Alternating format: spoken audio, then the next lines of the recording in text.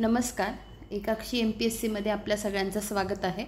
आपण चालक पोलीस तांत्रिक प्रश्न बघत आहोत. ठीक आहे, तर आपले 2 पार्ट्स ऑलरेडी येऊन गेलेले आहेत. आज आपला तिसरा भाग आहे. ठीक आहे, एका सरांनी कमेंट केली होती की ह्या टॉपिकमधलं ह्या अनुक्रमणिकेमधील 1 मिनिट मी तुम्हाला दाखवून देते की 11 आणि 12 हे टॉपिक कधी घेणार आहे अशी त्यांची कमेंट होती. तर मी त्यांना म्हटलं होतं हे पुस्तक ऑलरेडी आपल्याला कंप्लीटच करायचं आहे, म्हणून त्यांना जर गरज असेल म्हणून मी हे लगेच स्टार्ट केलं आणि बाकीचे पण व्हिडिओ टाकणार आहे. ठीक आहे, बरं, आजचा व्हिडिओ स्टार्ट करण्यापूर्वी एका मॅडमची कमेंट होती एका व्हिडिओच्या खाली की हे पुस्तक त्यांनी हे विचारलं की मॅडम पुण्यात कोणत्या बुक डेपोमध्ये डिस्काउंटमध्ये बुक्स मिळतील, कारण त्या ज्या जिल्ह्यात राहतात त्या जिल्ह्यामध्ये त्यांना सेम प्राईजला जी प्राईज आहे त्या प्राईजमध्येच बुक्स मिळतात आणि ते कॉस्टली जातात. आणि हे अगदी खरं आहे. बुक म्हणजे पुस्तकांच्या किमती जास्त आहेत आणि आपल्याला परवडायला पण पाहिजे. इन्क्लुडिंग मी कोणालाही बाकीच्यांना तुम्हाला इन्क्लूड करत नाही, इन्क्लुडिंग मी म्हणते. तर हा प्रश्न खूप छान आहे त्या मॅडमचा आणि मी पुन्हा म्हणते त्या मॅडमचं अभिनंदन, कारण त्या कोणीतरी बोलतं आणि त्याच्यामुळे खूप सारी माहिती दुसऱ्यांना मिळते. ठीक आहे, आता त्यांना जे उत्तर दिलं ते तुम्हाला आधी सांगण्यापूर्वी मला काय सांगायचं आहे ते समजून घ्या. हे बघा, मोस्टली कसं असतं, ज्या अकॅडमीचं जे बुक असतं ना, मोस्टली त्या अकॅडमीमध्ये ती पुस्तकं 50%ला मिळतात. हां, एक तुम्ही हे लक्षात ठेवा. फॉर एक्झाम्पल, आता युनिक अकॅडमीचं पुस्तक आहे आणि ते प्रकाशित कोणी केलेलं आहे, म्हणजे युनिक अकॅडमीचं. समजा आता आपल्याला देवा जाधव सरांच्या पुस्तकातून चालू घडामोडी शिकवायच्या आहे. ठीक आहे, आणि आता तुम्ही ठरवलं की तुम्हाला पण घ्यायचं आहे ते पुस्तक, तर तिथल्या तिथे जी अकॅडमी असते ना, तर त्या अकॅडमीमध्ये ते पुस्तक 50%ला मिळतं. म्हणजे आमच्या जिल्ह्यात त्यांची अकॅडमीची ब्रांच असेल तर तिथे ते पुस्तक मिळतं. ठीक आहे, 100% मिळतं, मला माहीत आहे. तसंच तुमच्या इथे जर असेल तर तुम्ही हे टॅली करा तिकडे मिळतं का, किंवा पुण्यातले जे तुमचे मित्रमैत्रिणी असतील त्यांना मग पाठवायला सांगा. तर 50%ला ती अकॅडमी देत असते. ठीक आहे, जेवढं मी आधी बघितलेलं ह्या पद्धतीने चालतं आणि अजूनही चालतं. ठीक आहे, दुसरी गोष्ट मला सांगायची आहे की अजून एक, जसं मी युनिक अकॅडमीचं सांगितलं तसं ज्ञानदीप अकॅडमीचं सुद्धा आहे. ज्ञानदीप अकॅडमीसुद्धा त्यांचे जेवढे काही बुक्स आहेत ना त्याच्यावर 50% डिस्काउंट देते आणि 50% डिस्काउंट देते. मग बाकीचे बुक्स पण ते विकतात का हे मला माहीत नाही आहे, पण त्यांच्या बुक्सवर 50% डिस्काउंट आहे. इवन ते ऑनलाईन जरी घेतले आपण त्यांच्याकडून बुक्स तरी त्यांच्यावर 50% डिस्काउंट आहे. 50 का 30 मला आठवत नाही, पण आय थिंक 50% आहे. तुम्ही त्या अकॅडमीशी संपर्क करून अशा पद्धतीने बुक परचेस करू शकता. बाकी काय जे कुरिअरचा खर्च वगैरे असेल हे असेल त्याच्यात, मला ह्या गोष्टी काही माहिती नाही आहेत. पण ह्या पद्धतीने ही एक महत्त्वाची गोष्ट तुम्हाला सांगायची होती. दुसरी गोष्ट, त्या मॅडमला मी काय उत्तर दिलं ते उत्तर ऐकून घ्या आणि मी तुम्हाला दाखवणार पण आहे की मी कुठून कुठून हे सांगितलं. बघा, मी त्यांना सांगितलं की मॅम मी माझ्या एका कलिगला विचारलं, त्यांनी सांगितलं आप्पा बळवंत चौकात भेटून जाईल डिस्काउंटमध्ये. ठीक आहे, मग मी त्यांना हे विचारलं की नेमकं कोणत्या याच्यात किती डिस्काउंट मिळेल, तर ते बोलले की मॅडम प्रत्येक याच्यात वेगवेगळ्या म्हणजे दुकानात वेगवेगळा डिस्काउंट आहे. ठीक आहे, त्याच्यानंतर जेव्हा मी हे बुक बघितलं, हे बुकमध्ये पण मी कुठे पाहिलं ते मी तुम्हाला सांगते. तर ह्या पुस्तकावरच लिहिलेलं आहे, आता दाखवून देते. बघा, हे जे पुस्तक आहे ना हे मी बघितलं. बघा इथे काय लिहिलेलं आहे, संपर्क प्रमुख वितरक आर्यन बुक्स, आणि हे 2 नंबर मी कमेंट सेक्शनमध्ये दिलेले आहेत. बघा, आप्पा बळवंत चौक पुणे. ठीक आहे, आणि दुसरं एक मी बघितलं, हे बघा, पुस्तकासाठी संपर्क हा नंबर आहे. ठीक आहे, तर तुम्ही ह्या नंबरवर पण कॉल करू शकता किंवा तुम्हाला जसं सुटेबल होईल त्या पद्धतीने तुम्ही माहिती करून घ्या आणि तिकडून हे पुस्तक मागवून घेऊ शकता. बरं, मला माझ्या जिल्ह्यात कितीला पडलं हे पुस्तक? ह्या पुस्तकाची MRP आहे 300 रुपये. 1-2 मिनिट, आणि मला आय थिंक ते पडलेलं आहे 240ला. हे बघा, 300 रुपये आणि 240ला हे पुस्तक मला पडलेलं आहे. बरं, हे झालं मला त्या मॅडमला जे सांगायचं होतं ते. आणि अजून एक, प्रज्वल सर तुम्ही ऐकत असाल तर बघा, मी तर आता सिरियस आहे की वनरक्षकसाठी आपण स्टार्ट करूया. फक्त आता मला बुक सिलेक्शन करावं लागेल, बुक्स मला बघावे लागतील की म्हणजे नवीन कोणते बुक्स येणार असेल तर आपण थांबायला पाहिजे, किंवा जर ऑलरेडी मार्केटमध्ये काही बुक्स असतील तर मग मला ते बघून यावे लागतील. त्याच्यातही मला जसं हे बुक आवडलं होतं, बघता क्षणी आवडलं होतं, म्हणून मी हे सिलेक्ट केलं आणि त्याच्यानंतर मी परमिशन घेतली आणि योगायोगाने सरांनी दिली मला परमिशन आणि त्याच्यानंतर मी बुक घेऊन आली. कळलं तुम्हाला? आधी मी बुक शॉपमध्ये जाते, तिथे बघते मला कोणते आवडतात, मग नंबर मिळवण्याचा प्रयत्न करते. नाही नंबर मिळाला तर खूप सर्च घेते मी आणि त्याच्यानंतर मग त्या लेखकाला फोन करते. त्या सरांना फोन केल्यानंतर ह्या सरांनी योगायोगाने दिला. आता याच्यानंतर मला वनरक्षकसाठी जरा बघावं लागेल कोणतं बुक मला आवडतं आहे. मग त्या अकॅडमीशी किंवा त्या सरांशी मला कॉन्टॅक्ट करून त्यांची परमिशन घ्यावी लागेल आणि त्याच्यानंतर आपण वनरक्षकसाठी स्टार्ट करू. बरं, तुम्ही ऐकत असाल तर मला एक हे सांगा की मी एक पुस्तक बघितलं जे टेलिग्रामवर आय थिंक माझ्या दृष्टिक्षेपात आलेलं, की त्याच्यात मग वनरक्षकचे सगळे मराठी, इंग्लिश आणि सामान्य ज्ञानला जेवढे प्रश्न आले होते ते आलेले. तर माझं म्हणणं काय आहे की पोलीस भरतीचे जसे आपण सगळे प्रश्न घेतो आहे, आता GS तर ऑलरेडी सर तुमचं कंप्लीट होतंय बरोबर. तर मला हे सांगा की मग जसे तुम्ही टॉपिक दिले होते, आपण समजा नाहीच काही आपल्याला पर्याय नाहीच मिळाला, तर मग समजा आपण ह्या पद्धतीने गेलो की जे काही टॉपिक महत्त्वाचे आहे ते आपण सगळे घेऊ, किंवा समजा एक जम्बो पुस्तक घेतलं तर सेपरेट फक्त GS रिलेटेड बुक्स मिळेल का नाही हे मला माहिती नाही आहे, मला बघितल्यानंतरच हे बोलावं लागेल. जसं याच्यात बघा मराठी, इंग्लिश आणि मॅथ्स, LR हे सब्जेक्ट इन्क्लूड नाही आहे, हे फक्त आणि फक्त GS साठीच आहे. तसं फक्त GS साठी ज्याच्यात वनरक्षकचे GSचे प्रश्न असतील असं जर पुस्तक भेटलं तर वेल अँड गुड, म्हणजे मला ते आवडेल शिकवायला. आणि समजा नाही भेटलं तर मग मला जरा सांगा, मग म्हणजे मला मग हे जरा लेंदी होऊन जाईल की मग ते पुस्तक घ्यायचं. आणि पुस्तकाच्या किमती मी पण बघितलेल्या आहेत, घेण्याचं काही नाही पण घेऊन शिकवून झालं पाहिजे. कळलं तुम्हाला? म्हणजे मग त्याच्यातलं मराठी पण आहे, काही काही पुस्तकांमध्ये सगळंच आहे, मराठी, इंग्लिश, मॅथ्स, LR आणि मग सामान्य ज्ञान. मग कळतंय ना तुम्हाला मला काय सांगायचं आहे? तर मग समजा नाहीच भेटलं तर मग तुमचे फक्त टॉपिक कव्हर करून घेऊ का? मग मी ते इन डिटेल करून घेईल, म्हणजे असे घेईल की तुमचे अभयारण्य 100% पाठ होतील, राष्ट्रीय उद्यानं 100% पाठ होतील, रामसर साईट सगळ्या तुमच्या तोंडपाठ होऊन जातील, याची गॅरंटी मी घेते. फक्त मग तुम्ही मला हे सांगा, मग अशा पद्धतीने गेलं तर चालेल का? ऐकत असाल तर ठीक आहे. आता आपण आपल्या लेक्चरला स्टार्ट करूया. बघा, आजचा आपला 3रा भाग आहे. आणि हो, विचारत चला तुम्हाला काय जे अडचणी असतील, म्हणजे माझ्या परीने जेवढी मला मदत करता येईल ना तेवढी मी 100% करण्याचा प्रयत्न करेन. तिथे कुठेही माझा किंतु परंतु नसणार आहे. जर मी काही तुम्हाला सजेस्ट केल्यानंतर जर तुम्हाला बुक्स कमी किमतीत मिळत असतील तर खूप चांगलीच गोष्ट आहे, ठीक आहे. जेवढं मला माहिती आहे तेवढी इन्फॉर्मेशन मी 100% तुम्हाला देण्याचा प्रयत्न करेन. सगळ्याच अकॅडमी 50%ला देतात का हे मला माहिती नाही आहे, पण मोस्ट ऑफ मला असं वाटतं की होत असेल. तुम्ही त्या अकॅडमीशी संपर्क करून विचारत जा. आणि जसं मी तुम्हाला म्हणते की मी काही अकॅडमीशी किंवा त्या लेखकांशी संपर्क करून मग परमिशन घेते, आणि हे पण झालेलं आहे की मला कधी कधी परमिशन देण्यातही नाही आलेली, नाही सांगतात मला. म्हणजे मी ॲटलिस्ट जे तुम्हाला अगदी पेज टू पेज शिकवते ना, तुम्ही हे गृहीत धरू शकता की यांना परमिशन दिलेली आहे.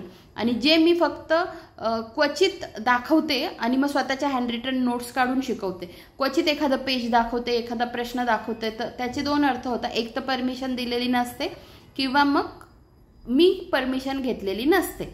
कळलं? म्हणजे आता इकॉनॉमिक्सचं आहे ना दीपस्तंभचे, त्यांचे मी जर दाखवत असतील ना तर मला परमिशन मी त्यांची घेतलीच नाही आहे, कारण त्याच्यातून आपल्याला खूप शिकवायचं नाही आहे, बरोबर. मग एखादं पेज दाखवू शकतो आपण थोडंसं रेफरन्स मटेरियल म्हणून, तेवढं अलाउड आहे. जर सरांचं बुक्स दाखवायचं असेल तर परमिशन घ्यावी लागेल. आणि काहींची मी परमिशन घेते पण परमिशन दिलेली नसते, त्यामुळे मी ते बुक्स दाखवू शकत नाही. तर अशाही गोष्टी असतात. आणि अजून एक मला सांगितलं होतं की परिक्रमामधून शिकवा मॅडम, तर मी प्रयत्न केला परिक्रमासाठी, पण परिक्रमा अकॅडमी म्हणजे त्यांची पृथ्वी अकॅडमी आय थिंक, तर मग मी त्यांना कॉन्टॅक्ट केला पण पृथ्वी अकॅडमीचा नंबरच मिळत नाही आहे, खरंच सांगते नंबरच मिळत नाही आहे. त्याच्यानंतर परिक्रमा मासिकावर जो नंबर दिला आहे तो नंबरच लागत नाही आहे. म्हणजे मी इतका सर्च घेतला, म्हणजे जो माझा भाऊ मला सगळे नंबर किंवा कॉन्टॅक्ट नंबर देतो त्याच्याकडे सुद्धा परिक्रमा म्हणजे पृथ्वी अकॅडमीचा नंबर नाही आहे. नाही तर मग मी परिक्रमासाठी पण तुमची ती डिमेट ती डिमांड होती काही जणांची की मॅडम परिक्रमामधून पण शिकवा, पण मला नंबरच मिळत नाही आहे, मी कुठून शिकवू. आणि परमिशन, आणि आत्ता मध्ये मध्ये मी थोडंफार दाखवू शकते, पण आपल्याला जर पेज टू पेज त्यांचं घ्यायचं असेल तर मग परमिशन घेणं मस्ट आहे असं मला वाटतं. आपण एखाद्या पेजसाठी शिकवू शकतो आधीमध्ये, पण मला त्यांचा नंबर खरंच मिळत नाही आहे. तुमच्याकडे असेल तुम्ही मला कमेंट बॉक्समध्ये देऊ शकता. आपण त्यांची परमिशन घेऊन आधेमध्ये आपल्याला जर वाटलं की त्यांच्या बुक्समधून कव्हर करायचं आहे, आपण त्यांच्याही बुक्समधून कव्हर करू. पण इवन ते जस्ट डायल असतं ना, तिथूनही नंबर घेतला, कुठेच नंबर लागत नाही आहे, कुठे काहीच नाही संपर्क येते. पुन्हा मग मी ज्या बुक शॉपमध्ये जाते बुक्स घ्यायला, तिथले ते सर आहेत ते माझ्या खूप चांगल्या ओळखीचे झाले. त्यांनाही माहिती आहे की माझं यूट्यूब चॅनल आहे म्हणून, ते पण खूप कोऑपरेटिव्ह आहेत. तर मग मी त्यांना म्हटलं, सर मला ॲटलिस्ट एवढं तरी सांगा की परिक्रमा हे मासिक घेऊन कोण येतं, त्यांचे डिस्ट्रीब्युटर कोण आहेत, तर मग त्यांचा तरी नंबर द्या, त्यांच्याकडून मी घेते. तर मग त्यांना तर मी 1-2दा फोन केला, त्यांनी कॉल उचललेला नाही आहे. आणि मग नंतर स्किपच झालं माझ्याकडून ते, कारण मग म्हणजे एकदा एखादी गोष्ट मार्गी नाही लागली तर मग खूप पण त्याच्या मागे धावण्यात काही पॉईंट नाही आहे. पण मला एवढंच सांगायचं आहे की तुमची कोणतीही कमेंट मी अशी हलक्यात घेत नाही, आणि प्रत्येक कमेंटवर माझ्याकडून प्रयत्न केलेले असतात. ठीक आहे, फक्त एवढंच की तुमच्या ज्या कमेंट दिसतात त्या, ज्या दिसतच नाही त्यांना मी काय उत्तरं देणार आहे, बरोबर. म्हणून कोणी असं गृहीत धरू नका की आम्ही तर केली होती, आमच्याला तो काही आन्सर दिलं नाही. जेवढ्या मला व्हिजिबल होतात त्याच्यावर मी 100% लगेच आन्सर करत असते, वेळात वेळ काढून. क्वचित असं होतं की सकाळी कमेंट केली, दुसऱ्या दिवशी आन्सर करते, रात्री करते, मग तेव्हा समजून घ्यायचं मॅडम खूप बिझी आहे, नेटचा प्रॉब्लेम आहे, प्रवासात आहे, खूपच थकलेल्या आहेत, व्यस्त आहेत, असं समजून घेत जा. ठीक आहे, आणि बाकीच्या वेळेस तर मी वेळात वेळ काढून तुम्हाला उत्तरं देतच असते. ठीक आहे, तर बघा आजचा पहिला प्रश्न आहे की यवतमाळ जिल्ह्याचा RTO क्रमांक काय आहे, तर MH29. अजूनही मला बोलायचं होतं पण मी वाटल्यास वेळ मिळाला तर शेवटी बोलते. आपण आधी आपलं लेक्चर कंप्लीट करून घेऊ. बघा, यवतमाळ जिल्ह्याचा RTO क्रमांक काय आहे, तर MH29. ठीक आहे, आता यव असते ना, यव, मग असं लक्षात ठेवा, यव किती रुपयाला मिळते, 29 रुपयाला. हां, यव 29 रुपीज. हां, लक्षात ठेवण्याचा प्रयत्न करा. आला समजा असा प्रश्न तर. यवतमाळ जिल्ह्याचा RTO क्रमांक MH29.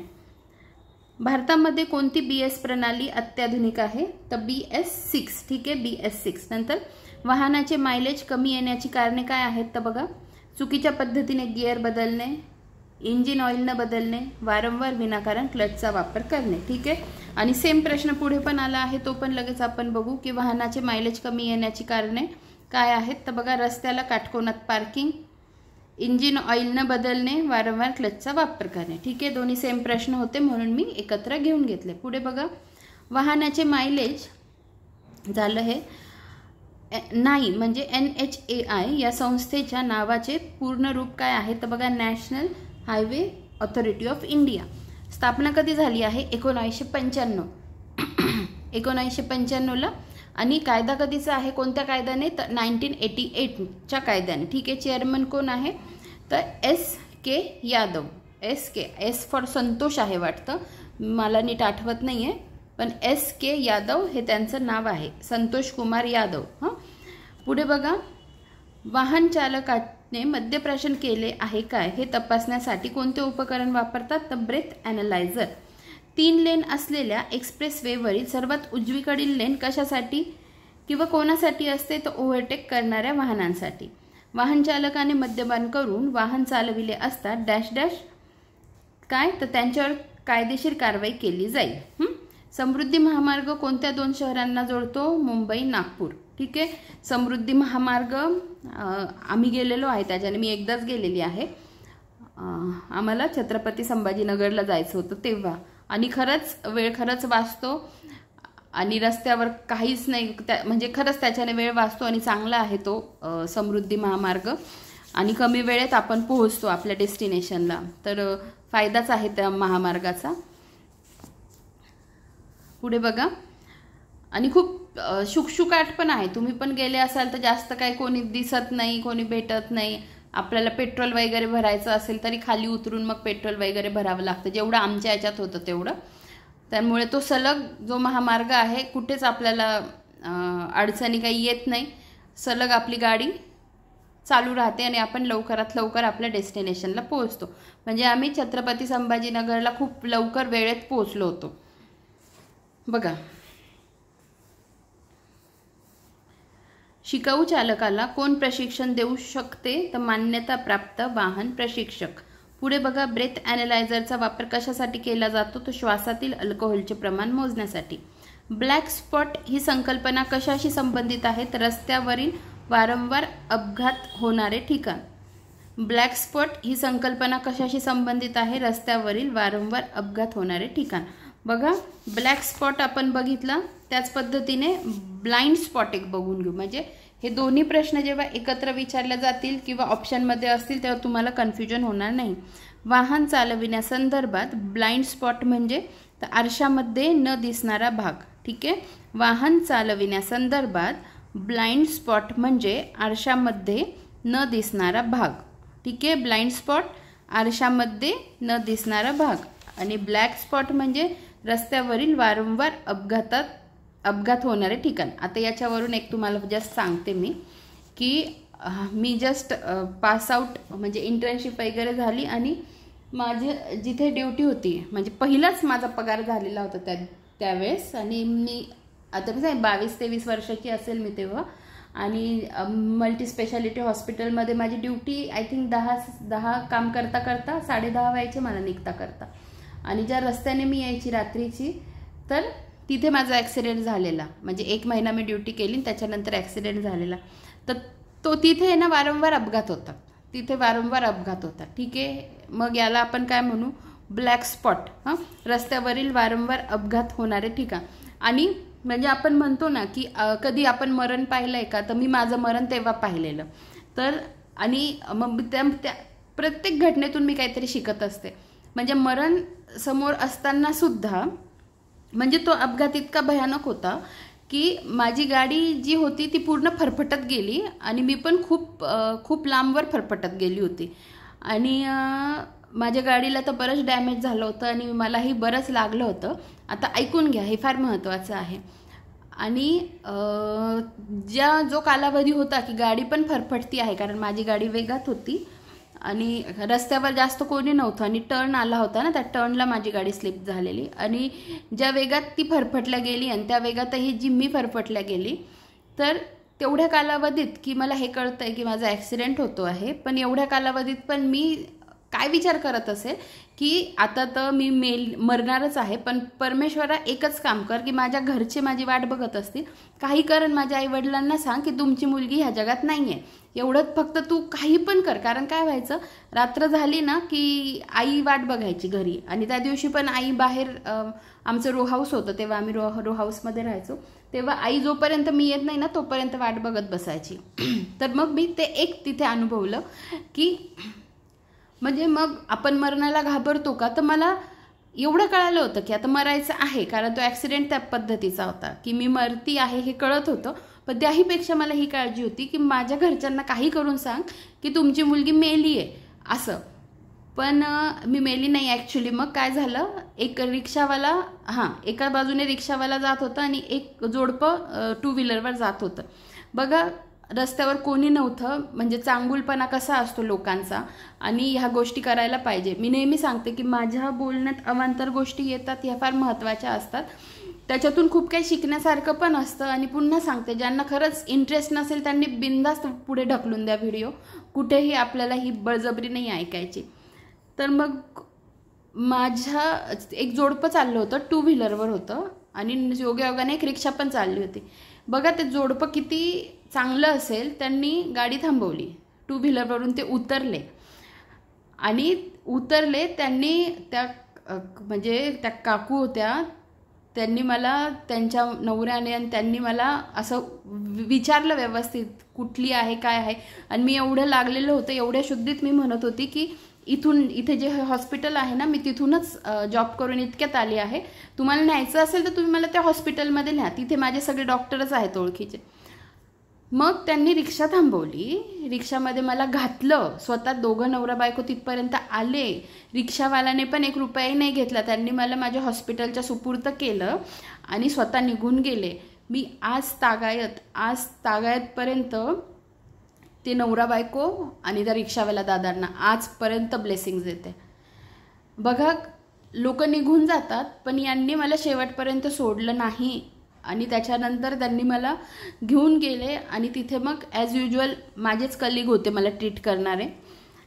मग काय, मला जी ट्रीटमेंट झाली ती झाली. पण मग माझ्या घरी फोन गेले की पोरगी अजून घरी कशी नाही आली. तर मग घरचे आले हॉस्पिटलमध्ये आणि मग हे सगळं. पण मला आज तागत ते लोक माहिती नाही, ते रिक्षावाले दादा कोण होते, ते सर कोण होते, त्या मॅडम कोण होत्या, आज तागत नाही. त्यांनी त्यांचं कर्म केलं आणि ते निघून गेले. आणि अजूनही माझ्या मनात त्यांच्याविषयी कृतज्ञता आहे. भले ते मला भविष्यात कधी भेटतील न भेटतील, पण मी फार मानते त्यांना की त्या तिघांनी माझा जीव वाचवला तेव्हा. नाहीतर रस्त्यावर मी किती वेळ पडली असती हे मलाही नाही माहिती. तर अशा गोष्टी असतात आणि मदत करत चला. तर बघा, खाजगी वाहनातून आता हे ब्लॅक स्पॉट आणि इकडे होतं ब्लाइंड स्पॉट, या गोष्टींवरून ह्या घटना आठवल्या मला. वाहनावरील सपाट आरशात खरी प्रतिमा दिसते. खाजगी वाहनातून प्रवासी वाहून देण्यासाठी क्षमता डॅश डॅशनुसार असते तर नोंदणी प्रमाणपत्रानुसार असते. बघा, खाजगी वाहनातून प्रवासी वाहून देण्यासाठी क्षमता नोंदणी प्रमाणपत्रानुसार असते. चालकाने लायसन्स व नोंदणी प्रमाणपत्र हजर करणे किंवा दाखविणे यासंबंधीची तरतूद मोटर वाहन कायदा कलम 130 मध्ये आहे. ठीक आहे, 1-2 मिनिट फक्त. बघा, जे काही कलम येत आहेत त्याला मी हे साईन ठेवलं आहे. ठीक आहे, जे मागे पण कलम आले होते त्यांच्यासाठी मी हे साईन डिनोट केलेलं आहे.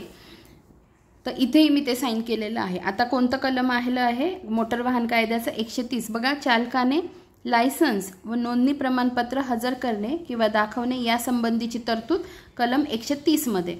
मोटार वाहनांना मागील बाजूस रिफ्लेक्टर बसविणे, कारण तर रात्रीच्या वेळी दूर अंतरावरून वाहने दृष्टिक्षेपात येण्यासाठी.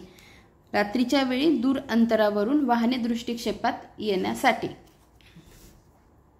पुढे बघा, चढावर थांबलेले वाहन पुढे नेण्यासाठी कोणता गिअर टाकणे आवश्यक आहे तर पहिला. ठीक आहे, चढावर थांबलेले वाहन पुढे नेण्यासाठी कोणता गिअर टाकणे आवश्यक आहे तर पहिला.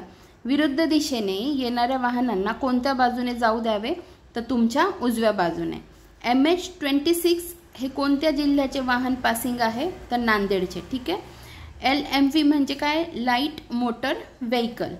वाहनाची गती कमी करताना आधी ब्रेक दाबून क्लच दाबावे. ठीक आहे. आपले वाहन बोगद्यामध्ये नादुरुस्त झाले आहे, आपण काय कराल, वाहनाचे धोक्याचा इशारा देणारे वाहनाचे दिवे लावून आणि बाजूला आपत्कालीन मदत बोलव. ठीक आहे. पुढे बघा, वाहनाचा हॉर्न केव्हा वाजवाल तर इतर वाहन चालकांना तुमची उपस्थिती जाणवून देण्यासाठी. वाहनामध्ये डॅश डॅश ठेवू नये तर ज्वलनशील पदार्थ ठेवू नये. पुढे बघा, भारतीय मोटर वाहन कायदा. मला का असं वाटलं की तुम्हाला इथे अंधारल्यासारखं होतंय, मग नंतर मी बघते तर मी लाईटच लावले नव्हते, तर मी आता लाईट लावले. बघा, थोडा फरक पडत असेल. बघा, कुठे गेलं, भारतीय मोटर वाहन कायदा 1988च्या डॅश डॅश कलमात मोटर वाहन चालवण्याकरता वयाची मर्यादा दिलेली आहे तर कलम 4 मध्ये.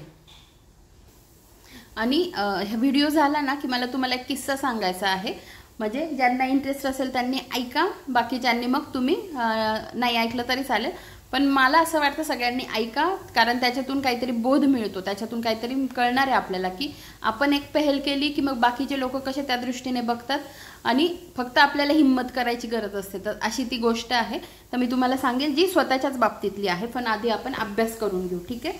बघा, LMV म्हणजे काय तर लाईट मोटर व्हेकल. आपलं कुठे चालू होतं, भारतीय मोटर वाहन कायदा 1988च्या डॅश डॅश कलमात मोटर वाहन चालवण्याकरता वयाची मर्यादा दिलेली आहे तर कलम 4 मध्ये. ठीक आहे. पुढे बघा, मुसळधार पावसात वाहन चालवित असताना आपले वाहन घसरत असेल तर त्यास काय म्हणतो, ॲक्वा प्लॅनिंग. Aqua planning. आता मी जी माहिती काढलेली आहे ती तुम्हाला वाचून दाखवते. ॲक्वा प्लॅनिंग म्हणजे काय तर बघा, aqua Planning, also known as hydroplaning, is a phenomenon where a vehicle's tires lose contact with the road surface due to a layer of water building up between the tire and the road. This loss of contact results in a loss of traction and control, making it difficult for the driver to steer, brake or accelerate. ठीक है, पुढे बघा. वाहनातील odometer काय दर्शवतो, तर वाहनाने कापलेले अंतर. वाहनाने कापलेले एकूण अंतर. आपण ते पण जरा बघून घेऊ.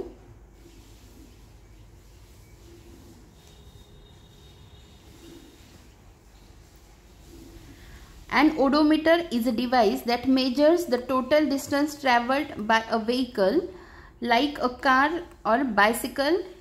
It is typically found on the dashboard and displays the accumulated mileage or kilometers. This information is important for vehicle maintenance, resale value and understanding wear and tear. ठीक आहे, पुढे बघा. झेब्रा क्रॉसिंगचा अर्थ पादचारी सडक पार.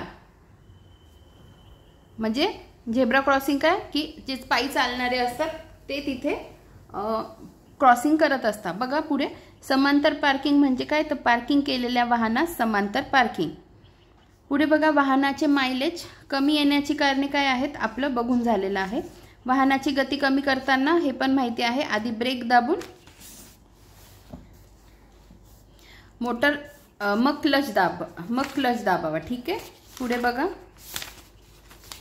मोटर वाहन कायद्यामध्ये हेल्मेट वापरण्याबाबत कोणत्या कलमात उल्लेख आहे.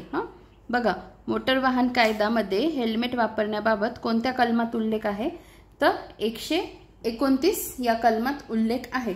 आता हे कसं लक्षात ठेवा की हे असं हेल्मेट आहे. आता हे हेल्मेट असं काय काढलं असं नका म्हणू. आमचं लेडीज हेल्मेट होतं जे माझं हरवलं, फार छान होतं ते. म्हणजे असं खूप पॅक नव्हतं ते, पण आपलं डोकं एवढं कव्हर होईल आणि हे पुढे त्याचं. ठीक आहे, एवढंच होतं ते. तर ते हरवलं माझं. तर त्याच्यावरून कसं लक्षात ठेवा की हे हेल्मेट आहे आणि इथे काय लिहिलं आहे 129 हेल्मेट. असा हा 129 आकडा आहे असं लक्षात ठेवा त्याच्यावर लिहिलेला. मोटर वाहन कायद्यामध्ये हेल्मेट वापरण्याबाबत कोणत्या कलमात उल्लेख आहे, तर 129. बघा. इंजिन ब्रेकिंग म्हणजे एका पाठोपाठ एक खालच्या गिअरमध्ये वाहन आणून गती नियंत्रित करणे. ठीक आहे, इंजिन ब्रेकिंग म्हणजे एका पाठोपाठ एक खालच्या गिअरमध्ये वाहन आणून गती नियंत्रित करणे. भारतात डॅश डॅश या महिन्यात रस्ते सुरक्षा सप्ताह पाळला जातो, तर जानेवारी. आणि तारीख काय, 11 ते 17 जानेवारी. ठीक आहे, हे लक्षात ठेवा. पुढे बघा. मोटार वाहन कायद्याच्या कोणत्या कलमान्वये दारू पिऊन वाहन चालविण्याच्या शिक्षेची तरतूद केलेली आहे, हे तर पाठ झालं पाहिजे. कलम 185. प्रत्येक मोटर वाहनास किमान कोणता विमा असणे सक्तीचे आहे, त्रयस्थ व्यक्तीचा विमा. हे पण खूप वेळा आलं. वाहनामध्ये मागचे दिसण्यासाठी वापरले जाणारे आरसे कोणत्या स्वरूपाचे असतात, बहिर्वक्र. हे पण खूप वेळा झालंय. वाहनाचा कोणता भाग इंजिन व गिअरबॉक्स यांना जोडण्याचे किंवा विभक्त करण्याचे काम करतो, तर क्लच. ठीक आहे, वाहनाचा कोणता भाग इंजिन व गिअरबॉक्स यांना जोडण्याचे किंवा विभक्त करण्याचे काम करतो, तर क्लच. हलके खाजगी वाहन उदाहरणार्थ कार, जीप चालविण्यासाठी मोटार वाहन कायद्याने किमान वयोमर्यादा किती असते, तर 18 वर्षे पूर्ण. पुढे बघा. मोटर वाहन कायदा 1988च्या कलमानुसार मद्यप्राशन. पुन्हा आला हा प्रश्न. ठीक आहे, पुढे बघू. रस्त्यावर प्रवास करत असताना एखाद्या वाहनांचा अपघात झाला असेल तर जखमींना वैद्यकीय मदतीसाठी कोणत्या क्रमांकावर संपर्क कराल, तर 108. आणि याच्यासारखाच दुसरा प्रश्न लगेच बघून घेऊ. बघा. अपघात प्रसंगी तात्काळ पोलिसांची मदत मिळवण्यासाठी कोणता दूरध्वनी क्रमांकास कळवावे, तर 112. 108 कशासाठी, तर बघा अपघात झाला तर जखमींना वैद्यकीय मदतीसाठी, आणि जर पोलिसांची मदत हवी असेल तर 112. ठीक आहे, या दोन्ही गोष्टी लक्षात ठेवा. मोटर वाहनातील इंजिनपासून ते चाकापर्यंत वाहून नेण्याचे काम कोणते प्रणाली करते, तर प्रसारण प्रणाली. परिवहन वाहन चालविण्याचे लायसन्स डॅश डॅश वर्षांच्या कालावधीसाठी परिणामकारक राहील, तर 5 वर्षांसाठी. महत्त्वाचा प्रश्न आहे, चुकवू नका. परिवहन वाहन चालविण्याचे लायसन्स 5 वर्षांच्या कालावधीसाठी परिणामकारक राहील. मोटार वाहन अधिनियम 1988च्या डॅश डॅश कलमान्वये धोकादायक रीतीने वाहन चालविणेबद्दल शिक्षा आहे. तर कोणत्या? तर कलम 184 नुसार. मोटार वाहन अधिनियम 1988च्या कलम 184 कलमान्वये धोकादायक रीतीने वाहन चालविणेबद्दल शिक्षा आहे. ABSचा पूर्ण अर्थ काय? तर अँटी लॉक ब्रेकिंग सिस्टीम. आता ABS खूपदा येणार आहे, तर माझं म्हणणं काय होतं, तर ABS मी ऑलरेडी बघितलेलं आहे 2-4 याच्यात, म्हणजे पुढे पुढे जेव्हा येतं ना तर वेगवेगळे अर्थ आहेत. तर आत्ताच कोणता उहापोह करू नका. समजा तुमच्याकडे ABSचा फुल फॉर्म कोणता वेगळा असेल तर मी गुगल सर्च केलं तर इथे अँटी ब्रेक सिस्टीम आहे, गुगलमध्ये अँटी लॉक ब्रेकिंग सिस्टीम आहे आणि पुढे अजून पण वेगळे अर्थ आहे. आपण ते पुढच्या व्हिडिओमध्ये बघू. ठीक आहे, आतापर्यंत हा व्हिडिओ आपण इथेच स्टॉप करूया.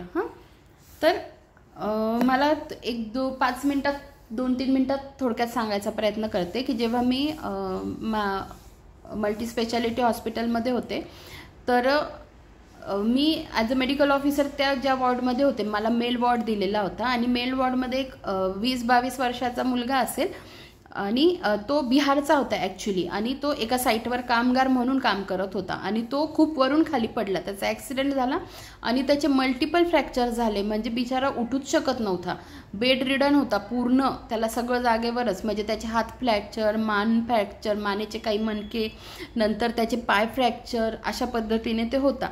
आता तो होता बिहारचा आणि वॉर्डला ड्युटी होती माझी. आणि 1-2 दिवस झाले, म्हणजे तो ICUमधून त्याला खाली शिफ्ट करण्यात आलं होतं. आता बिहारमधून इकडे यायचं म्हटल्यावर आपल्या महाराष्ट्रात तर वेळ लागणार होता त्याच्या घरच्यांना पण. तोपर्यंत काय त्याची जी कंपनीचे मालक वगैरे असतील तेच सगळं बघणार होते, म्हणजे पैसे वगैरे पुरवणं वगैरे. तर पण खतरनाक त्याला ॲक्सिडेंट झाला होता आणि तो नंतर ठीक झाला आणि तो घरी पण निघून गेला होता. तर मेन तुम्हाला सांगून दिलं की तो व्यवस्थित झाला बघ. तर मला सांगायचं काय होतं की मग असा तो पेशंट होता, हिंदी भाषिक होता. आणि तर मग मी त्या वॉर्डमध्ये काम करत होती आणि मग आमचा जो वॉर्ड बॉय होता, सुशांत नाव होतं त्याचं, तो माझ्याकडे आला. सुशांत मला म्हणतो, मॅडम एक बोलायचं आहे. म्हटलं बोल. मग तो म्हणे, मॅडम ते असं 5 नंबरचं पेशंट आहे ना, तर त्याला कॅन्टीनवाले जेवायला नाही देते, तर मग काय करायचं? मग मी कॅन्टीनवाल्यांना फोन केला आणि कॅन्टीनवाल्यांना म्हटलं की का नाही देते? तर ते मला म्हणे, हे बघा मॅडम, त्यांचे कंपनीवाले कधी येतील, मग तो क्लेम कधी मंजूर होईल, मग कधी, तोपर्यंत आम्ही नाही देऊ शकत. म्हटलं ठीक आहे, तुम्ही आत्ता तर द्या, वाटल्यास. ते बने नाही देऊ शकत. म्हटलं ठीक आहे, आत्ताचे पैसे मी देते, पण तुम्ही त्याला जेवायला तर द्या, आणि जरी तुम्ही दिलं तर माझ्या खात्यावर पैसे लिहा म्हटलं. आणि मी आता हे तुम्हाला खूप शॉर्टमध्ये सांगते आहे. त्या क्षणी मी काय विचार केला, मी कशी मदत करण्याचा प्रयत्न केला, हे तर मी तुम्हाला खूप सांगत नाही आहे, कारण तुम्हाला बोर नको व्हायला. मग मी त्यांना मग त्या कॅन्टीनवाल्यांना म्हटलं, मग ते तर मला म्हटले, नको मॅडम तुम्ही नका पैसे देऊ, आम्ही देतो आजच्या दिवस त्याला. म्हटलं ठीक आहे द्या. मग त्याला दिले आणि कॅन्टीनवाले माझ्याही खात्यावर पैसे लिहायला तयार नव्हते. मग त्याला त्या रात्रीचं जेवण दिलं. मग मी त्याच्याकडे गेले, त्या पेशंटकडे, त्या मुलाकडे गेले आणि त्याला, आणि बघा जनरल वॉर्ड आहे आणि जनरल वॉर्डमध्ये कोण काय बोलतंय, काय चालू आहे, उघड सगळ्यांना कळतं, बरोबर. मी पण तिकडे गेले, माझ्यासोबत वॉर्ड बॉय पण होता, सुशांत पण होता. मी त्या मुलाजवळ गेले आणि त्याला म्हटलं, देखो भैया, आप है ना, अभी आपके पास पैसा है नहीं है, आप इसका टेंशन मत लीजिए, आपकी खाने की पूरी जिम्मेदारी मैं उठा लेती हूँ, ठीक है. मैं शाम को ड्यूटी पे रहती हूँ, सुबह मेरी बहन ड्यूटी पे रहती है. हाँ, हम जब टिफ़िन लाएंगे, हमारा टिफ़िन लाएंगे, तो हम आपका भी एक टिफ़िन लाएंगे, तो आप बिल्कुल भी निश्चिंत होकर आप खाने का टेन्शन ही मत लीजिए, ठीक आहे. मी त्याला एवढं आश्वस्त केलं आणि म्हटलं, आणि एकदम बिनधास्त की तुमची बहीण तुमच्यासाठी डबा आणते आहे, म्हणजे तुमचं सकाळचं आणि संध्याकाळचं जेवण आम्ही, तुम्ही जोपर्यंत ॲडमिट आहे तोपर्यंत आम्ही देऊ म्हटलं, ठीक आहे. तर मग हे ऐकलं कोणी? हे ऐकलं आजूबाजूच्या सगळ्या पेशंटने. आणि मग हे पेशंट लोक, पेशंटचे नातेवाईक, आता जनरल वॉर्डमध्ये एक नातेवाईक ठेवू देतात एकेका पेशंटसोबत. आता हे ऐक, आता मी थोडी हळूहळू जाऊन बोलणार आहे, मी नॉर्मली आपण जे काही बोलतो, आणि त्यात माझा आवाज स्पष्ट आहे, त्यात मग मी त्याला धीर देत होती आणि हे सगळ्यांनी ऐकलं. मग जेव्हा सगळ्यांनी ऐकलं तर मग एक मॅडम आल्या, पेशंटच्याच नातेवाईक, त्या मला म्हणे, मॅडम अहो तुम्ही का आणाल डबा, आम्ही आहोत ना म्हणे, आम्ही आणू बरं का. मग त्या मॅडमने पहल केली. मी म्हटलं ठीक आहे, आता मी बोलली आहे ना, तर मी उद्याचा डबा आणते, नंतर मग बघता येईल बरं का. मी पण त्यांच्यावर काहीच ढकललं नाही. म्हटलं आपण जबाबदारी घ्यायची तर आपण आपल्या जबाबदारीपासून मागे हटायचं नाही. कारण मी तुम्हाला तेच सांगते, एखादी गोष्ट फक्त बोलण्यासाठी नसते करायची, कृतीत पण उतरवून दाखवायची असते. आणि मी खूप विचारांती हा निर्णय घेतला होता, कारण माझ्याकडे पण काही मार्ग नव्हता. तर मग मी त्याला ते आश्वस्त केलं आणि मग माझं हे बोलणं त्या मॅडमने ऐकलं. ठीक आहे, मी दुसऱ्या दिवशी डबा आणला. मी घरी जाऊन माझ्या बहिणीला पण सांगितलं. ती मॉर्निंग ड्युटीला होती आणि मी इव्हिनिंग ड्युटीला होती. मग माझ्या बहिणीने सकाळी त्याचा डबा करून नेला आणि त्यांना दिला तो डबा. आणि मग त्याच्यानंतर जेव्हा हे आजूबाजूच्या पेशंट लोकांनी पाहिलं, तेव्हा ते पेशंट लोक म्हटले, म्हणजे तो जोपर्यंत ॲडमिट होता ना तो पेशंट, तोपर्यंत अख्ख्या वॉर्डमधले जेवढे कोणते लोक होते ना, ते रोज त्याला आळीपाळीने डबा पुरवायचे, रोज. म्हणजे त्याचा तो जेवणाची सोय होऊन गेली, फक्त बोलण्याची हिंमत मी दाखवली आणि तो जोपर्यंत होता तोपर्यंत त्याला जेवायला देण्याची हिंमत मी दाखवली होती. जर मी तिथे कच खाल्ली असती किंवा मी संकुचित वृत्तीने विचार केला असता तर तो बिचारा, त्याला किती टेन्शन आलं असतं सांगा. त्याची बायको जवळ नाही, त्याचं लग्न झालेलं होतं, त्याला मुलं बाळा पण होते, त्याचे आईबाप जवळ नाही आणि ते 2-4 दिवसात येणारच होते. पण तो जो स्पॅन असतो ना, मी काय म्हणते, कोणी संकटात असेल ना तर आपल्या आधाराचे 2 शब्द पण एखाद्याला मरणाच्या दारातून बाहेर काढण्याची ताकद असते. माहिती आहे, आपल्याला माहीत नसतं. आपण आयुष्यात खूप जणांना भेटतो, काही असे सहजगत्या भेटून जातात. पण भेटणारा व्यक्ती कोणत्या मनस्थितीत असतो, तो नेमका कुठे चाललेला असतो, आपल्याला हे माहिती नसतं. मे बी एखादा व्यक्ती उद्विग्न होऊन मरायला जात असेल, आत्महत्या करायला जात असेल, पण एखादी व्यक्ती अशी भेटून जाते की ती त्याचं आयुष्य बदलून टाकते. ठीक आहे, आपल्याला माहिती नसतं. मग मला म्हणायचं काय आहे की तुम्ही हे असं बना की जेणेकरून तुम्हाला भेटून लोकांना आनंद वाटायला पाहिजे, तुमच्याकडे बघून लोकांना प्रफुल्लित वाटायला पाहिजे आणि दुसऱ्यांच्या आयुष्यात आनंद देण्याचा प्रयत्न करा.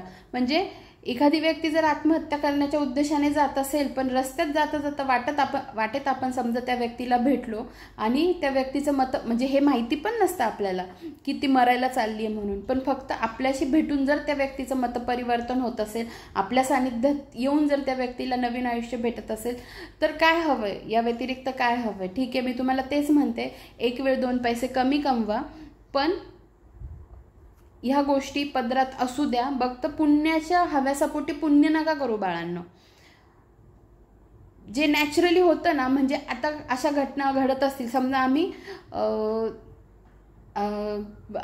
थोडेसे पैसे जॉबमध्ये, गव्हर्नमेंट जॉबमध्ये आम्ही इकडून तिकडून थोडेसे पैसे घेतो, माहिती ना, इकडून तिकडून जे पैसे मिळतात ते, आणि मग आम्ही याला त्याला मदत करतो. ह्या मदतीला अर्थ नाही आहे. जेव्हा तुम्ही जेवढं कमवतायत ना आणि तुमच्याच ताटातली भाकरी जेवढी आहे त्याच्यातलीच जर तुम्ही समोरच्याला देताय ना, त्या पुण्याला फार महत्त्व आहे, फार म्हणजे फार महत्त्व आहे. मी तुम्हाला अजून एक सांगते, काही कसे करतात, म्हणजे कुत्र्याची पिल्लं असतात ना, म्हणजे कुत्रे पाळतात, त्यांची पिल्लं पण जन्माला येऊ देतात आणि ते पिल्लं विकतात. ते पिल्लं विकतात. आता तो एक मोठा विषय आहे.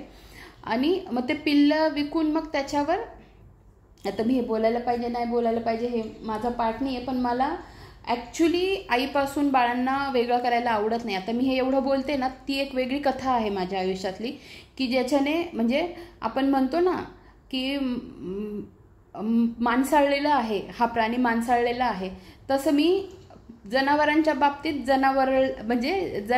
बाबतीत मी माझी भूतदया होती, पण त्यांना हात लावणं, त्यांना घरात ठेवणं, ह्या बाबतीत मी विरोधात होती. पण एक घटना अशी घडली की ज्याच्याने माझं आयुष्य बदललं. की सगळं खेळ भगवंताच्या हातात असतो बाळांनो, सगळा खेळ भगवंताच्या. आयुष्यात कधी कोणाला कोणाच्या घालायचं आणि कसं त्या व्यक्तीचं मतपरिवर्तन करायचं. म्हणजे माझ्यात भूतदया आहे, पण मांजरीला हात लावायचं झालं ना तर मी लावणार नाही. कुत्र्याला हात अजूनही मला भीती वाटते, अजूनही वाटते. पण एक घटना जी मांजरीची इतकी सुंदर घडली आयुष्यात, जे माझं आयुष्य, आणि नाही म्हणता म्हणता कधी त्या मांजरीवर माझं प्रेम झालं. तिने 3 पिल्लांना जन्म दिला होता आणि माहिती आहे इतके जण आले आमच्याकडे की आम्हाला एक पिल्लू द्या. शेवटपर्यंत मी एकही पिल्लू आईपासून वेगळं केलं नाही, एकही पिल्लू आईपासून वेगळं केलं नाही. माहिती आहे, म्हणजे जर तुम्ही कोणाचे पिल्लं विकून, आईपासून पिल्लू वेगळं करून विकून जर तुम्ही म्हणजे काहींचा हा धंदाच असतो की ते काय करतात, पिल्लं विकतात आणि आईपासून ते तोडतात आणि ते म्हणजे त्यांचा एक इन्कम सोर्स असतो. तर असं नका करू. तर मी स्वतः माझ्या आयुष्यात 3 पिल्लं आणि शहरासारख्या ठिकाणी, कारण ती आता तुम्हाला सांगतेच मी, ऐकून घ्या. म्हणजे ती घटना अशी घडली होती की पहाटेच्या वेळी ती मांजर आली होती. मांजर ती घुसली आमच्या घरात, आमचं रो हाऊस होतं. आणि ती मांजर जेव्हा घुसली तेव्हा ती एका ठिकाणाहून घुसायची आणि तिचं म्हणणं एकच होतं की मला घरात घे, मला घरात घे. आणि मी खूप म्हणजे स्वच्छतेच्या बाबतीत मला घरातले पण वैतागून जातात की ही फारच स्वच्छता पाळते म्हणून. म्हणजे घरात कोणी आलं की पाय धुणं आणि मग घरभर फिरणं, तर हे आहे माझ्याकडे. आता जेव्हा जनावरं बाहेर जातात आणि ते घरात येतात, ते काय पाय धुवून येणार आहेत का? नाही ना. मग ते तसेच बेडवर चढणार, ह्या सगळ्या गोष्टी. तर मग ह्या सगळ्या गोष्टी एखादी मांजर जनावर आपल्या अख्ख्या घरभर फिरतंय, बेडवर उड्या मारतंय, ह्या गोष्टी माझ्यासाठी थोड्या इरिटेटिंग करणाऱ्या होत्या. आणि जेव्हा ती मांजर आली तर मी खूप वेळा तर तिला हकललं म्हणजे असं नॉर्मली हकललं, फार असं विचित्र पद्धतीने की शिरशिर करतो आपण तसं. पण नंतर जेव्हा मला हे कळालं की ती प्रेग्नंट आहे, ती मांजर जी होती ॲक्च्युली तिला कोणीतरी आणून सोडलं होतं आमच्या एरियात, कारण त्यांना मग ते पिल्लांचं नको होतं. मग ती जी मांजर होती, मग आम्ही पुन्हा दार लावून घेतलं आणि मग तिने आमच्या गेटवर जोरजोरात धडक्या मारायला सुरुवात केली की तुम्ही उघडा, मला आत घ्या. माझे आई वडील होते ना, त्यांनी मला सांगितलं, हे बघ माझं निकनेम वेगळं आहे घरी, तर त्यांनी मला सांगितलं तिला आत घे म्हणे. आता मी तिला बाहेर सोडणारच नव्हती. जेव्हा मला हे कळालं ना की ती प्रेग्नंट आहे, तर माझंच मन थोडं हे झालं की म्हटलं अरे बापरे, प्रेग्नंट आहे. आणि मग माझे आई वडील म्हणे ते दार उघड आणि तिला जिथे फिरायचं ना तिला तिथे फिरू दे, तिला अटकाव नको करू. आता आईवडिलांनी आदेश दिल्यानंतर मी काय करणार आहे. ती मांजर घरात घुसली, अख्खं घर, आमचं घर खालीवर होतं, बेडरूममध्ये जाऊन येणं, वरती फिरणं, किचनमध्ये फिरणं, इकडं फिरणं तिकडं फिरणं, खूप माझ्यासाठी हे सहन करणं थोडं अवघड होतं. मी तर चिडून म्हटली, एक तर ही मांजर या घरात राहील, नाही तर मी राहील, असं मी चिडून म्हटली होती. आणि नंतर मग हळूहळू जेव्हा मला हे कळलं की ती प्रेग्नंट आहे, तिला त्रास होतो आहे, आणि जेव्हा तिची डिलेवरी माझ्या देखत, म्हणजे माझ्या आई देखत, आमच्या घरातल्यां देखत, तिने जेव्हा 3 पिल्लं जन्माला आमच्या देखत घातले, म्हणजे तिथून जे माझं आयुष्य बदललं. म्हणजे मी पुन्हा सांगते, माझ्यात भूतदया आहेत. त्या पिल्लांसाठी आम्ही काय केलं, आणि त्यांना एका खोलीत आम्ही ठेवलं होतं. का तर सगळ्या बाजूने आमच्या शहरासारख्या ठिकाणी कुत्रे होते बाजूला, खूप मोठे मोठे. मग त्यांच्यापासून त्या पिल्लांना सांभाळणं, म्हणजे ते जे आहे ना, ते मांजरीची डिलेवरी होणं, ते लहान पिल्लं, आणि त्याच्यात 2 छोट्या बेबी म्हणजे मांजरी होत्या आणि एक बोका होता, आम्ही त्याला लाडाने बोकू म्हणायचो. आणि मग त्यांचं संगोपन आम्ही जे रूममध्ये केलं, मग ते रूममध्ये शिशू करणार, आणि मग तिथून मग त्यांना आम्ही, म्हणजे ते काय करायचे, जिथे बेडरूममध्ये शिशू करून ठेवली ना, ती जागा सोडणार, दुसरीकडे जाऊन बसणार. मग त्यांची सगळी ती रूम आम्ही साफ करायची, क्लीन करायची. आणि इतके लोक यायचे, म्हणायचे आम्हाला द्या, पण शेवटपर्यंत मी म्हटलं नाही, मी आईपासून एकाही बाळाला वेगळं करणार नाही, आणि मी शेवटपर्यंत केलं नाही. आणि जेव्हा मग ते पिल्लं जसे मोठे होत गेले, तर ती मांजर तर खूपच सुंदर होती. ती मनी म्हणायची मी तिला. आणि ती फक्त मांजर होती, पण तिला सगळ्या भावभावना आपल्या माणसांसारख्या होत्या, तिला सगळं कळायचं. आणि मग जेव्हा ती मांजर, तिचे पिल्लं थोडे मोठे होत गेले, मग ते ना राहावेनासे झाले. आणि अर्थात त्यांचा नॅचरल हॅबिटॅट तो नसतो, पण आम्ही त्यांना बाहेर याच्यासाठी येऊ देत नव्हतो की कारण कुत्रे असतात आमच्या अंगणात. मग शेवटी त्यांनी खूपच हट्ट केला. मग आम्ही शेवटी त्यांना अंगणात येऊ दिलं. आणि तिचे 3 पिल्लं असे सगळे अंगणात खुर्चीत मस्त बसलेले होते. आणि कुठून एक कुत्र्यांचा अटॅक झाला, इतका खतरनाक होता.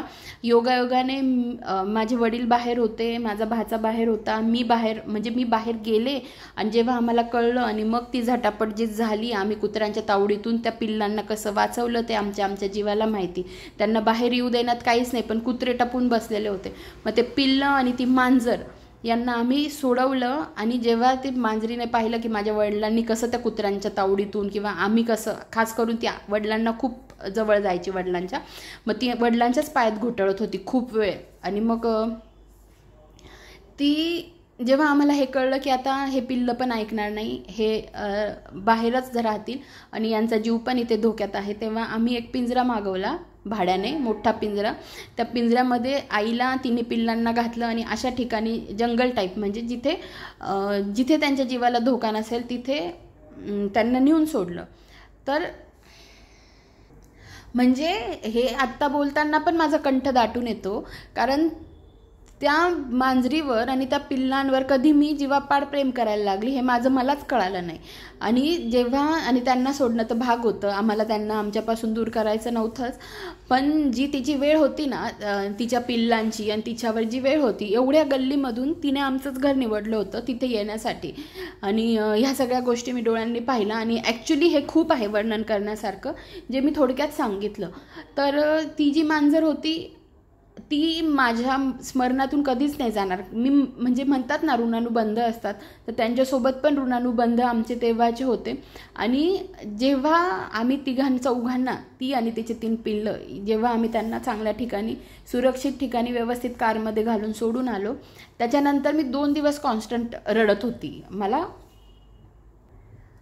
ना आठवण यायची त्यांची खूप. मग मी 1 दिवस जाऊ दिला ज्या दिवशी सोडलं, आणि पुन्हा दुसऱ्या दिवशी, लांब होतं ते आमच्यापासून, बऱ्याच किलोमीटर अंतरावर होतं ते ठिकाण, पुन्हा त्या ठिकाणी जाऊन बघून आले की ते भेटली तर बरं होईल असं. पण नाही, ते निघून गेले होते. आई म्हणत होती अगं ते एका ठिकाणी नाही राहणार, त्या बऱ्याच आत निघून गेल्या असतील. पण मग मी जाऊन आली होती. मी प्रयत्न केला होता की चला एकदा भेट झाली तर, पण ती नव्हती. पण मग ते त्यांचे सुरक्षित ठिकाणी निघून गेले होते. आणि आम्ही जिथे सोडायला गेलो होतो ना, तिथे एक हॉटेल होतं आणि त्या हॉटेलवाल्यांचा एक कुत्रा होता आणि त्याला 3च पाय होते. आणि मग आम्ही त्यांना विचारलं, म्हटलं, म्हणजे पहिलीच गोष्ट तर ते कुत्र्याला 3 पाय होते हे बघून मला वाईट वाटलं. आणि मग म्हटलं इथे कुत्र्यांपासून काही भीती नाही ना, तर तिथे ऑलरेडी एक मांजर होती जी कुत्र्याशी खेळायची. मग मी तिथे पाहिलं की कुत्रा आणि मांजर बेस्ट फ्रेंड होते, म्हणून ते कुत्रं पण फार मवाळ होतं. म्हणजे मांजरी त्याच्यापासून घाबरत नव्हते आणि तेही कोणाला काही करायचं नाही, आणि ते कुत्रं पण छान होतं. तर त्याला 3 पाय होते, पण ते बिचारं व्यवस्थित जगत होतं, त्याचं आयुष्य जगत होतं. आणि मग त्याच एरियात, त्याच जंगल टाईप एरियात आम्ही ते मांजरीला सुखरूप सोडून आणलं. तर हे सगळे विषयांतर कुठून झालं की हेल्पिंग नेचर प्रत्येकानेच ठेवावं. आणि मी तुम्हाला म्हणते ना, आपण कोणत्या कॅटेगरीतले व्यक्ती आहोत हे आपल्याला आपल्यावर जे काही घटना घडत असतात त्या घटनांवरून आपल्याला आपली ओळख पटत जाते, की आपण जळाऊ आहोत, आपण द्वेषी आहोत, आपण उदारमतवादी आहोत, आपण चांगले आहोत. ह्या घटना ज्या घडताना हे आयुष्य आपल्याला हे शिकवत असतं. तर आज मी बरंच बोलले, पण मला काही गिल्ट वाटून घेण्याची काही गरज नाही आहे, कारण तुमच्याकडे ऑप्शन आहे पुढे ढकलण्याचा. त्यामुळे तुम्ही बिनधास्त ढकलून देत जा. आणि जे कोणी ऐकत असेल तर मग मी भाग्यच समजेल त्यांचं की ह्या घटना त्यांच्या कानावर पडतात आणि ते लोक शांततेने ऐकतात. ठीक आहे, बाकी पुन्हा भेटूया आपण पुढच्या व्हिडिओमध्ये. आणि बोलताना समजा शब्द इकडे तिकडे होत असतील, काही सांगायचं स्किप होत असेल, कारण बोलण्याच्या ओघात काही गोष्टी स्किप होऊन जातात माझ्या सांगण्याचा, कदाचित चुकीचा अर्थ निघाला तर थोडं ॲडजस्ट करून घेत जा, काही समजलं नसेल तर विचारून घेत जा. ठीक आहे, तर अशा पद्धतीने आपण इथेच थांबूया. धन्यवाद.